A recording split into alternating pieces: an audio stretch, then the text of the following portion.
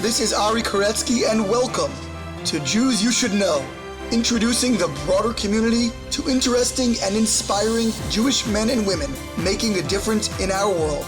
Some are already famous, some not yet so, but each is a Jew you should know. We are back with another fabulous episode of Jews You Should Know. I've been traveling quite a lot over the last couple of weeks, Israel and Florida, so it's been a little bit hard to stay on schedule, but I'm trying. Thanks for your forbearance, and we'll hopefully get back to a more regular schedule. I have some great interviews lined up, some more in process, and of course some already in the hopper. Speaking of which, normally I like to backload my episodes, and sometimes even for a couple of months. When I went to Israel last summer, I had 25 interviews saved up, which was like storage for the whole winter. But this particular episode, I did only last week. And I was so excited to get it up. I just couldn't contain myself, because this is a man who is at the center of perhaps the most important place, the most interesting place, the most complicated place in the world. And that is the Kotel, the Western Wall, the Wailing Wall in the Old City of Jerusalem. Rabbi SuIi Eliav is the manager of the Western Wall Heritage Foundation. They control all of the archeological digging together with the government ministry and the antiquities. They deal with all the tourism there, all the incredible ceremonies and events that go on at the Western Wall with dignitaries and military personnel and so much more. Rabbi SuIi is at the center of all of that. It's an incredible perch from which to observe the Jewish world and from which to influence it. I had the pleasure of meeting SuIi last week, my last day in Israel. It was one of my last activities there. I got to see his office in the Old City and also meet with him outside the Old City in a yeshiva where he studies a couple of hours a day near the Machane Yehuda Shuk, near the Jerusalem market. A really interesting and unique yeshiva, a Kabbalistic yeshiva, which he'll talk about a little bit at the beginning of our conversation. One of the really neat experiences I had was getting to feel like a major VIP driving through the actual gate of the Kotel. SuIi got me the super cool parking right there. When you, at the bottom of the hill by the Kotel, you drive in through the gate, specially opened up. I felt like some big shot, and that was really good for my ego, and a cool experience. I took pictures and even videoed myself driving through the gate, so that is available upon request. In any event, as always, please subscribe and tell others to do so as well, either Apple Podcasts, Google Podcasts, SoundCloud, Spotify, wherever you're listening, wherever you get your podcasts. Spread the word again, and follow us on social media at Jews You Should Know, spelled out fully, on Instagram and Facebook. Jews You Should Know with the letter U on Twitter. Email with speaking engagement requests, as well as questions and comments. JewsYouShouldKnow@gmail.com. And just one final note, the audio was excellent throughout. However, the last 7 or 8 minutes after the 36, 37 minute mark, we did have some feedback interference issues in our recording, so it's still passable, but not as good as the rest of the interview. So please stick with it, because it's really worthwhile. And now to our amazing conversation with manager, director of the Western Wall Heritage Foundation, Rabbi SuIi Eliav.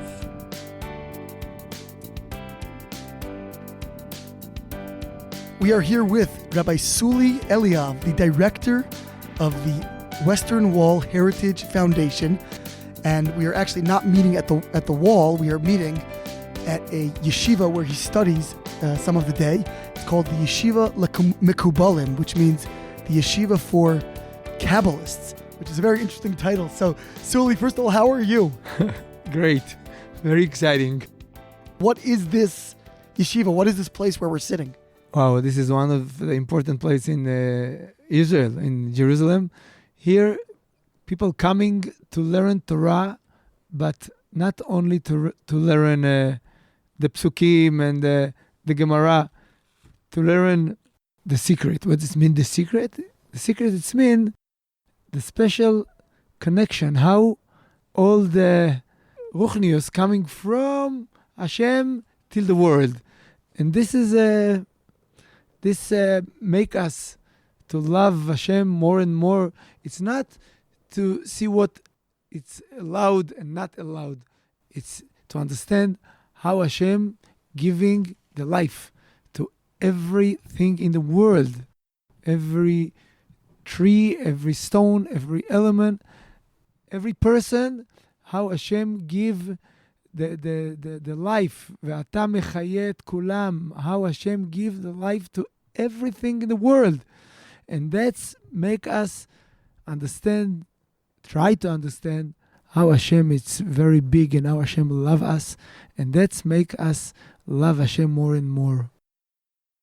Amazing. So this is really a place where people are studying the Kabbalah, I guess, and the mystical aspects of Judaism, which is unusual for a yeshiva. That's right. People learn here Shulchan Aruch also. But more than it, they learn Kabbalah. Beautiful. How long have you been studying in this particular place? Almost 20 years. Wow. And what brought you here? Why are you attracted to this kind of learning? Because I feel special feeling. Baruch Hashem, I learned in yeshiva in Alon Shvut in Gush Etzion 10 years. And before I learned in Kfar Roeh 4 years. And then every day I try from 3:30 p.m. till 6:30 p.m. to sit here. And special feeling. It's another Torah. Okay, so anyway, that's just where we are now, but take me back to where you came from. Where were you raised? Obviously here in Israel. Where's your family from? What's your origins? My parents came from Morocco. It took them 11 months. My mother, on the trip to Israel, was pregnant. And 3 months after they started the trip, Baruch Hashem, my brother born. And she did it in a tent, very quiet, because she didn't want that someone will hear, and she don't want that someone will take her back to Morocco because she wants to come to Israel.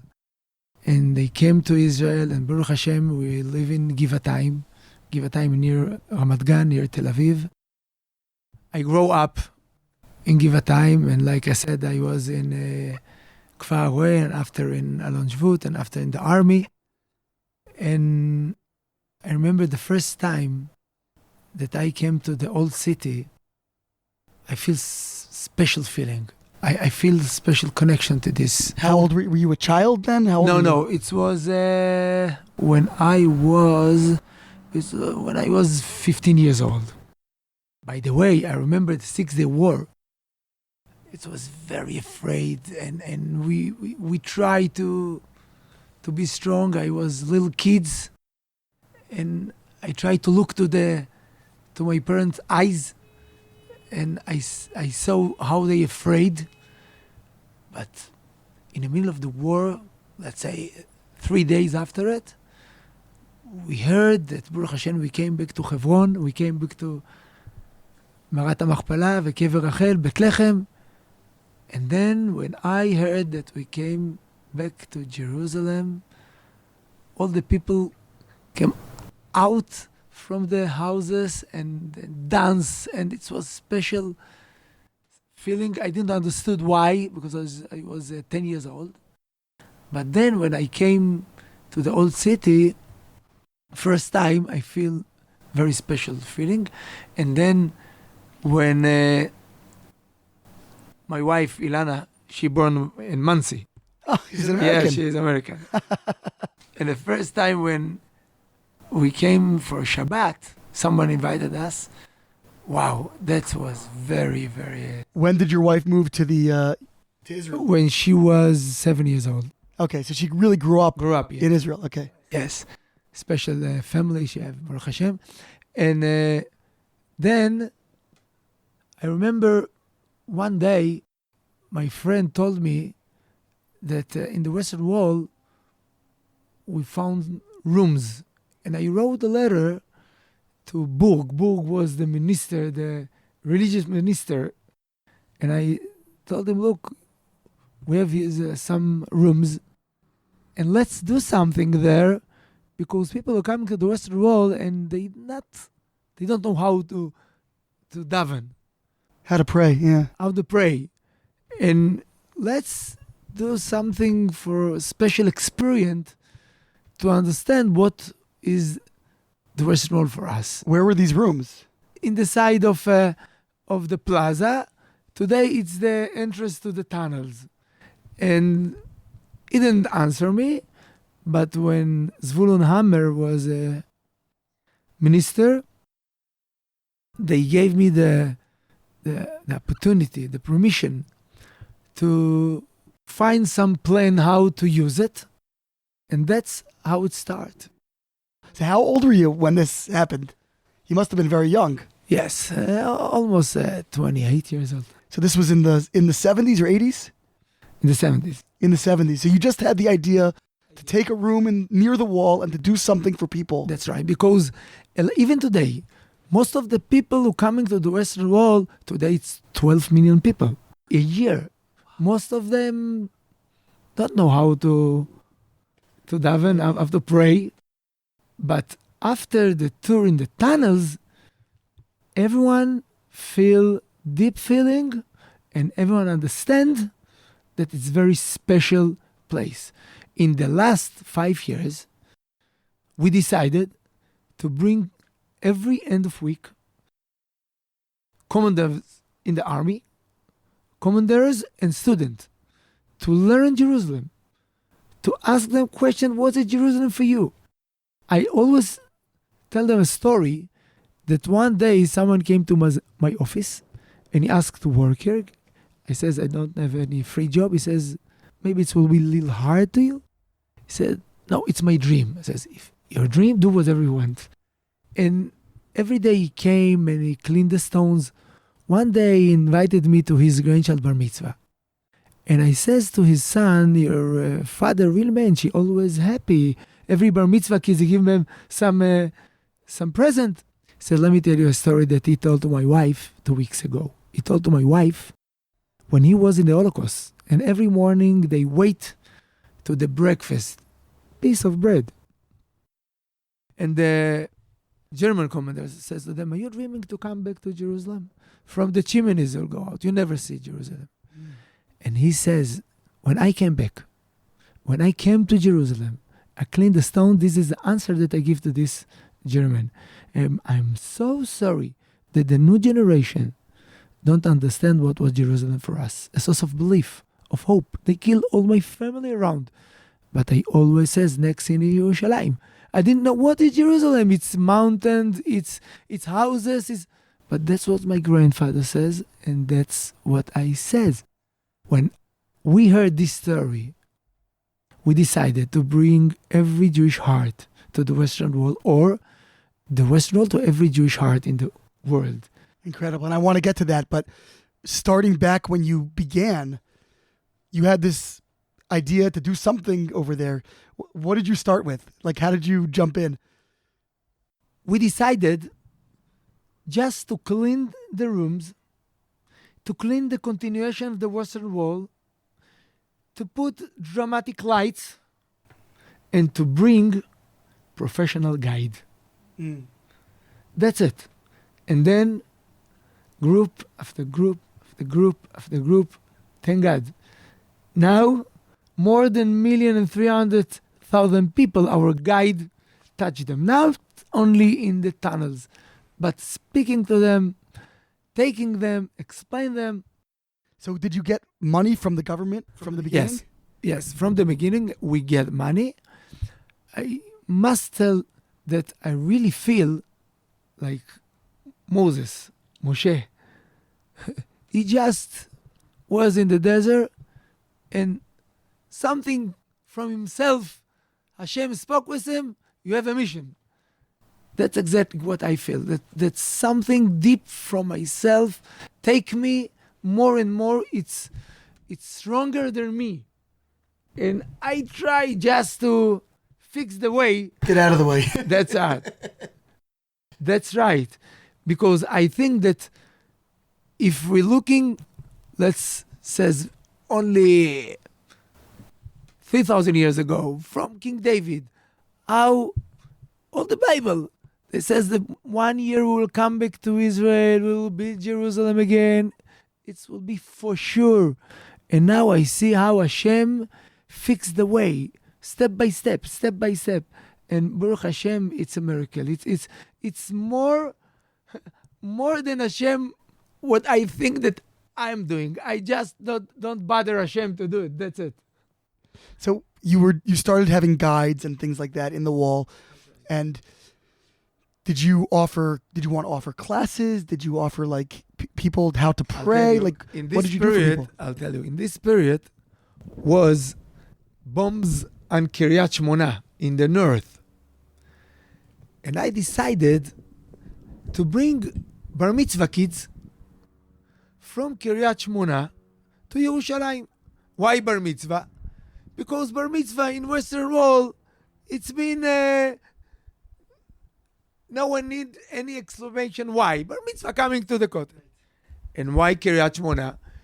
Because when I will bring your money to classrooms in Kiryat Shmona, they will be happy to go out from the bombs around. And then I ask one is very, very famous singer is in Israel, Yoram Gaon. I ask him to come with me to meet the mayor of Kiryat Shmona. We asked the mayor to bring all the managers of the schools. We spoke to them. I raised money to rent airplanes, and we brought all the bar mitzvah kids from Kiryat Shmona By airplane? bar airplanes to Atarot, to Yerushalayim. Wow. Now they close it, but it was an airport here, and then that's how we start. And then we were very successful. It's a very big experience to them. And then when all the other schools saw that they very enjoy, that was the beginning. That's how we start. So you started having groups coming and touring them around and things like that, and guide tours. guided tours. But this is before the tunnels were really developed, right? Mm-hmm. This is before the actual Kotel tunnels That's right. were That's dug right. out. That's right. And every day we still digging. When they says before the tunnel, it's every day we are digging more and more and more and more. It's before we found a lot of rooms around. That's what we found now. But I remember it's before, I don't know if you know, but in the end of the tunnels, we found original water tunnel from the Hashmonean period, from Yehuda Maccabi. But before we found it. And then we all the way continue, dig more and more and more, and find more antiquities. So over the years, obviously, this grew and grew, right? You started, I guess the government gave you more money to hire a staff. We raised more money, and the government giving matching. So you had matching money from the government for what you brought in privately. And what were your goals to do to really, because you're at the most amazing site in the world. I mean, there's so much to do. What did you think, in the 80s and 90s you wanted to start to do to grow this, to make it bigger, to make more happen? We must always remember, it's very interesting and important to dig in the stones, but it's more important to dig in the hearts. And we want to do it together, to discover, to find everything about the old city from, let's say, from 2,500 years ago till our period. But all the time we think how to bring more and more people to the Western world, or how to bring the Western world to every Jewish heart in the world. And all the time we have the ideas. For example, we open a visitor center. You are in chain of generations, because it's very important to us that everyone who come to the Western world to understand that he is another link, a very long chain. And then we start to speak about the chain, how it's very important to keep your link very strong. And why it's important to keep it strong. And why all the generation before did to keep it strong. And then we opened the journey of Jerusalem. The journey of Jerusalem, everyone come and he right from where his grandfather came. And after 45 minutes was a combination between private screen and public screen and movies. Everyone understand that if he is sitting here in Yerushalayim, it's only because all his family keep the chain very strong. That's what I says. We are digging in the stones, we are digging the heart in the same time. Over the years, what became under the control of your foundation, under the shlita of your organization? What parts of the Kotel do you manage, and the whole area? What are you actually overseeing? First, our responsibility, it's from the gate to the plaza until the end of the tunnel. It's in the Via Dolorosa Street. It's very wide place. And we took all those area, we cut it for a lot of parts, and every time we're digging in another part, and we open it to the public another part, and then we came to be. So is the digging under your organization? Yes. The archaeology happens through your. All the digging, all the education issues, and everything, how to keep the Sifrei Torah, the Sidurim, everything that someone came to the plaza, it's our responsibility. So how do you hire archaeologists that work for you full time, or just when you need them? How does it work? It's work. We are working with the Antiquities Authority in Israel. They with us, we try to find the right place to dig. They giving the archaeologists, and we are giving the workers, and that's how it works. Interesting. Okay, so you bring the actual diggers. That's right, the diggers. Are they professionals or are they volunteers? No, it's not. They not professional. Part of them volunteers, part of them no. Now we start with the Antiquities Authority program to bring students for 4 days. 2 days they learn in Yerushalayim, and 2 days they are digging. Oh, that's wonderful. Wonderful, because they feel that the history, it's not a boring course in the school. The history, it's part of them. And anybody could come and do this? Anybody who wants to sign up? Not anybody. It must be under the schools, or I don't remember how the Antiquities Authority gave us. So these are Israelis only. What if somebody from overseas wants to do it? If they will want, welcome. Amazing. So I'm so curious. I want to talk about some of the things going on today, but there's so much that happens at the Western Wall. Again, it's probably the most focused on and complicated place in the world. You're right. I'll tell you an example. A lot of official guests of Israel coming to visit us. Even this week will be the Prime Minister Pence will be second time.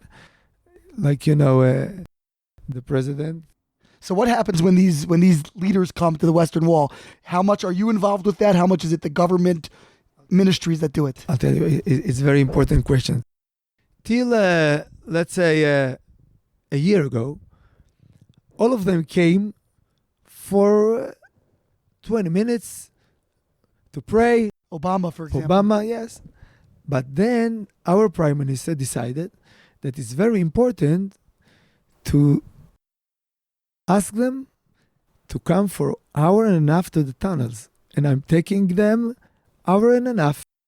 And we show them a new model and presentation and pictures and antiquities. And after hour and a half, I feel that they understand that Jerusalem for us, it's more than art. It's more than home. For the Jewish people, even it's the first time they coming to the Western Wall to Jerusalem, I think that they feel home. And that's what we try to. Can you share any stories of any particular leaders that have come that you've gotten to meet, that you've shown them around? Yes.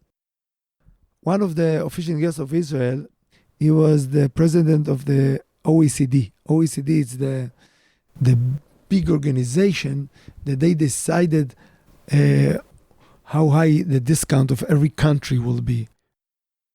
And they told me that he don't want to make his meeting in Jerusalem, only in Tel Aviv. Because of politics. Politics. And I met them and I asked them how much time we have. He says 40 minutes. And then we started the tour and I gave him to dig and I showed them how Jerusalem speaking from the antiquities. And I told them, like I said to every official guest of Israel, try to imagine that someone from your nation going to every other place and you come to visit him after 100 years, who will remember you? After 500 years, no one will remember.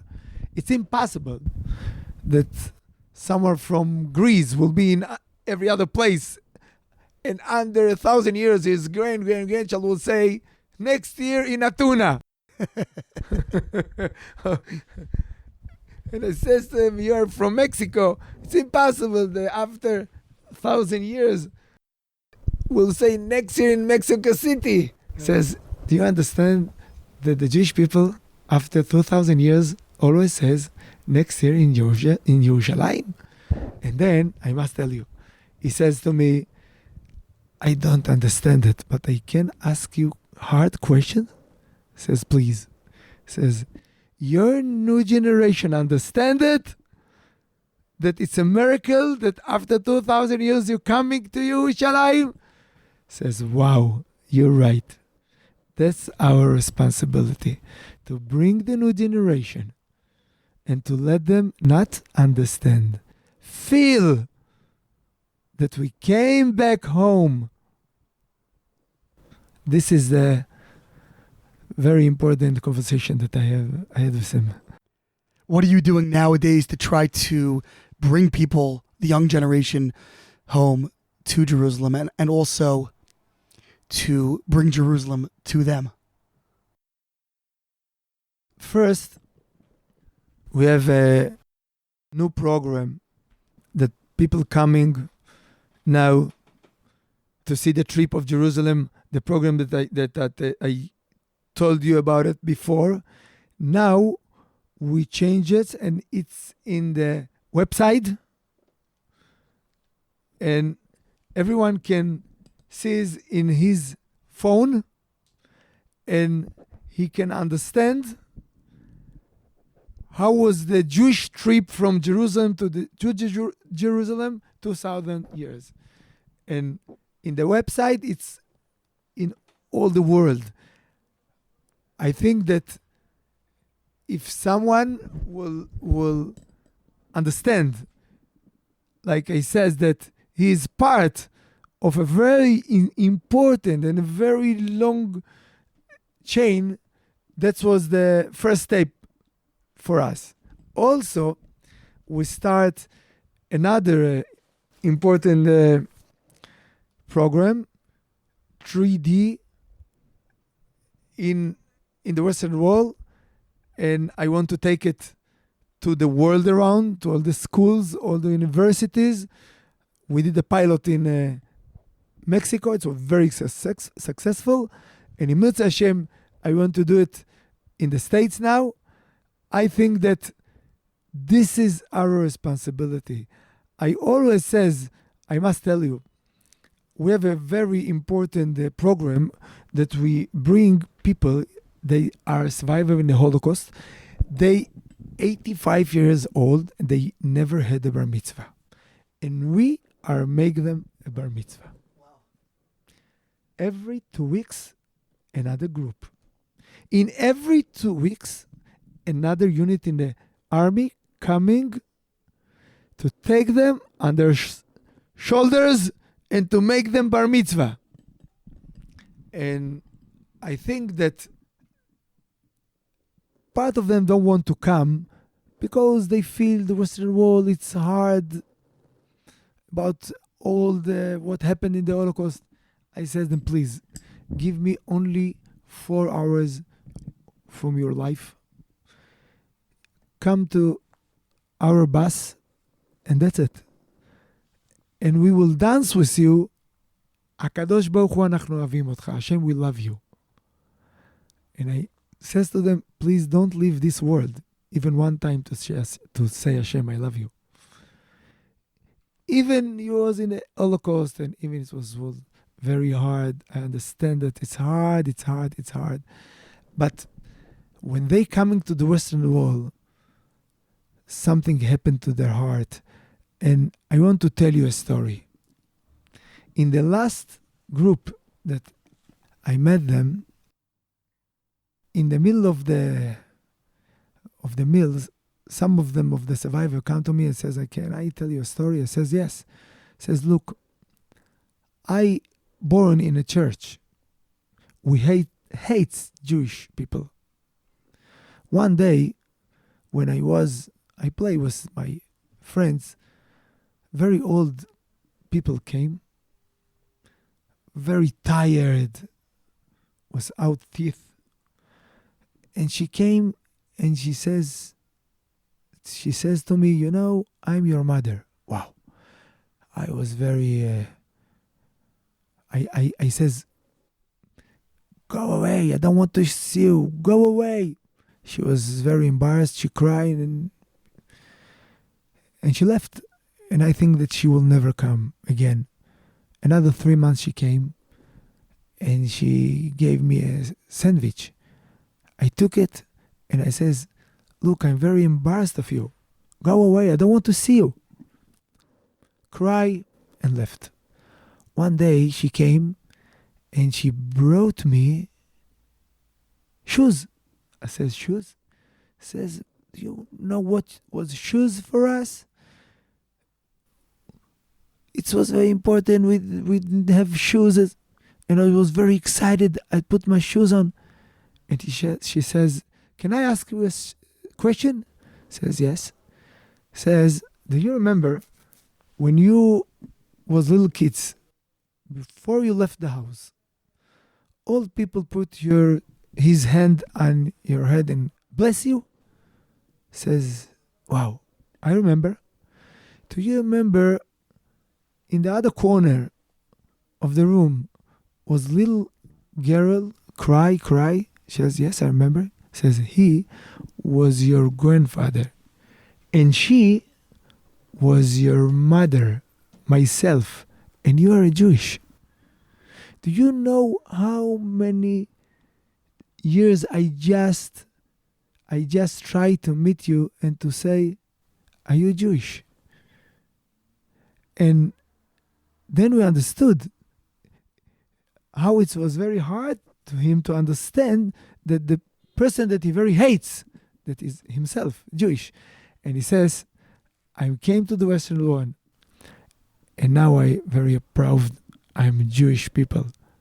I'm part of the Jewish nation. And that's what the Western Wall doing to the people. And that's what we try.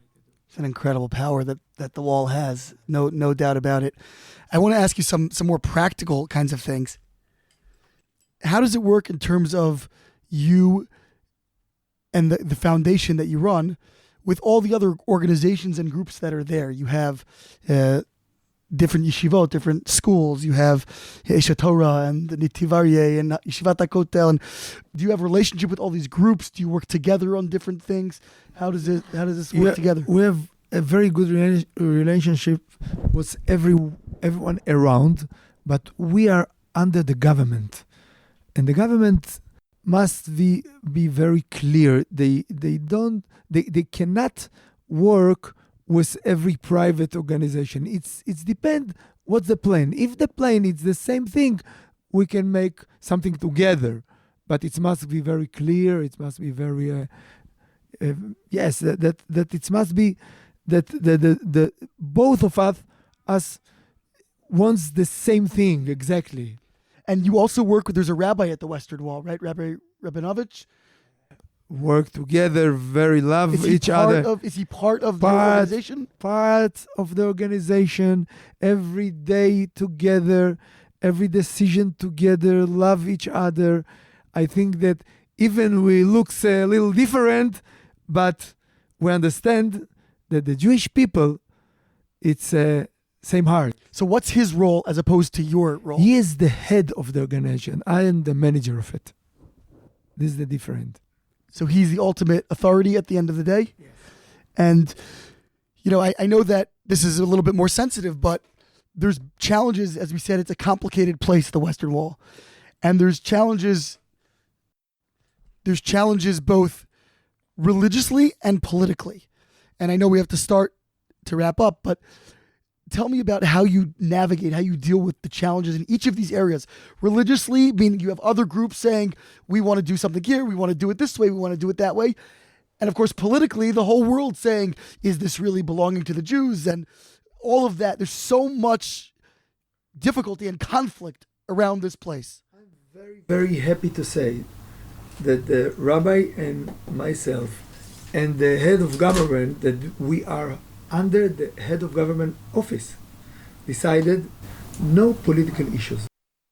And that's why all of the political people in Israel, not only with us, they involve, they help, because this is like another territory that we are thinking all about the religious issues, the educational issues.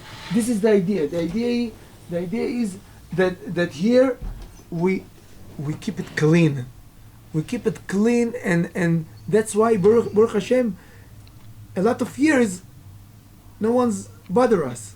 But even the fact that we're in the Old City and in the East Jerusalem, people are upset about that. How do you deal with that? Just by being there, just by digging, we're saying that that's a political statement, that Jerusalem belongs to the Jews. I believe that if you open all your works to everyone, it's very easy, no secret. Even the Arabs, I ask them, come, see what we're doing. We support the houses above us.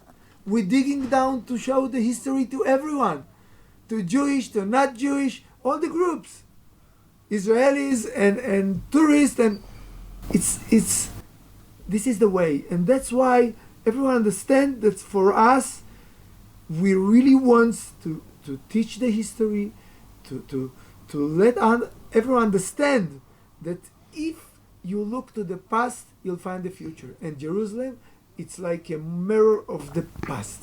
If you know to look to every level of stones and to learn the message from every period, you will learn the past and you'll find the future. And it doesn't matter who are you. This is history. And Jerusalem, it's open to everyone. But when you dug the tunnels many years ago, or a number of years ago, there was a lot of issues. The Arabs got very upset, right? And the entrance that was made into the Arab quarter. It's only in the newspapers. But in fact, Baruch Hashem, we're digging, we support, we discover. And what about the religious challenges? How do you deal with people coming to you from different places saying, we want to do this, we want to do that? Look, we have a very important board, and they decided what we need to do. It doesn't matter what everyone says. It's because we try to take all the opinions and to do what we really Jerusalem need to do, and that's how we make decisions. And Baruch Hashem, because it's very clean, it's very open. I think that everyone who come to understand what we are doing and how we're doing and how we open it to the public will understand that it's the right decision. Last question, Rabbi SuIi. Tell me, what's your dream for the future? What do you want to see still to happen at the Western Wall? It's such an amazing place. What can you still do more to bring more people, to make it more of an attraction to Jewish people around the world? First, I really want to tell all the Jewish people around the world, don't leave the world before they came to Jerusalem. When we understood that only 12% of the Jewish people in the States came even one time to Israel, I was very upset, very sad, because I think that maybe Miami Beach have beach beautiful, better than Israel, but history, but the hearts, but your hearts, it's only here. And I think my dream is that all the Jewish people will understand that they have a big responsibility about the new generations, to let them understand that this is our heart. I want to tell you something, and to finish here. When I have a meeting, conversation with serious people, high commanders in the army, I always say to them, let's make conversation between parents and kids in the Crusaders period, 1,000 years ago. And the kids ask the parents, look, I'm afraid to be outside the home almost 6 months. You, my father, daddy, don't work maybe 2 months. The Christians killed quarter of our community. 1,000 years we're not in Israel, we're here in every place in the world. Let me break the chain. I really want to be like all of my friends. Why I must be afraid all the time? And I ask everyone in the group, you are the father, you are the mother, give them the answer. Always remember, if you not give them the right answer, when they will be parents, they not will give the right answer. And also remember that all your family gave the right answers. That's why you're here. That's why you are now the other link in the chain. And my dream that everyone will know the teach the right answer. How are you going to do it? What's going to come?